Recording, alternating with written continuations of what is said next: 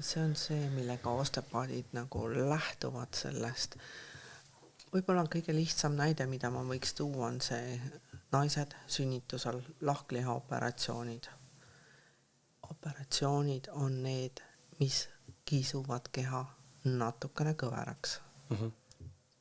Sellele lahkliha operatsioonile järgneb igal juhul üks jalg venib pikemaks, teine lühemaks, puusad ei ole enam balansis.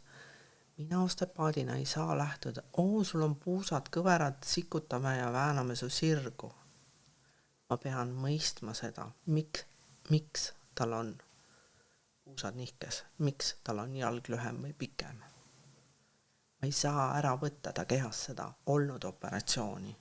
Samamoodi ka need, kellel on pimesola operatsioonid paremal vaagnas, neil on pisut vaagen natukene ette.